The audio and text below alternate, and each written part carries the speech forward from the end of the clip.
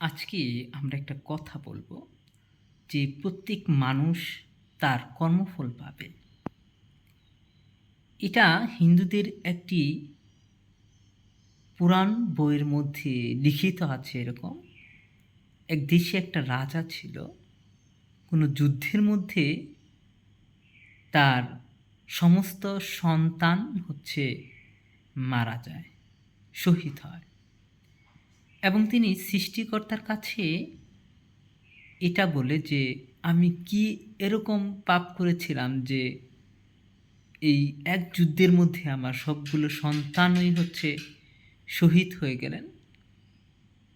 এটার জন্য তার সৃষ্টিকর্তা অ্যান্সার দিয়েছিলেন, তুমি কিছুই করনি, কিন্তু তুমি ছোটোবেলায় এক সময় তুমি অনেকগুলো প্রজাপতি মেরেছিলে। দ্যাটস ওয়াই আমি তোমার ওই প্রজাপতিগুলার মারার প্রতিশোধ হিসেবে আমি তোমার সন্তানগুলাকে শহীদ করেছি। তখন রাজা বললেন যে আমি তো সেটা খেলার ছলে করেছি। তখন সৃষ্টিকর্তা বলল, আমিও যে তোমার ছেলেকে মেরেছি বা শহীদ করেছি বা শহীদ হয়েছে, এটাও আমার এক ধরনের খেলা ছিল। দ্যাটস ওয়াই এটা আমরা বলতে পারি যে একটা মানুষের যে ফলাফল কেমন হবে সেটা তার কাজের বিনিময়। সে কেমন কাজ করবে, সে তার কাজের প্রতি according to his working activities he will get result.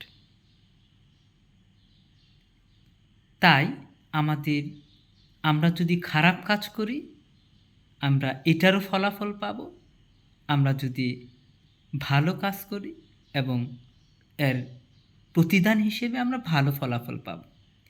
এটা না হয় আমি পাব, না হয় আমার সন্তান সন্ততি পাবে, না হয় আমার নাতি নাতনি পাবে।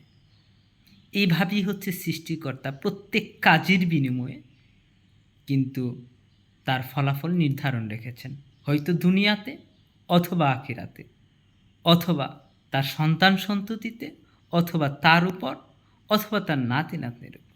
দ্যাটস ওয়াই আমাদের কাজ যেন হয় পজিটিভ, আমাদের কাজ যেন হয় ধর্মভিত্তিক, আমাদের কাজ যেন হয় ইসলাম ভিত্তিক, এবং আমরা যেন আমাদের নৈতিকতা এবং আমাদের নিষ্ঠা এবং একাগ্রতার মাধ্যমে আমাদের জীবনটাকে প্রতিফলিত করতে পারি।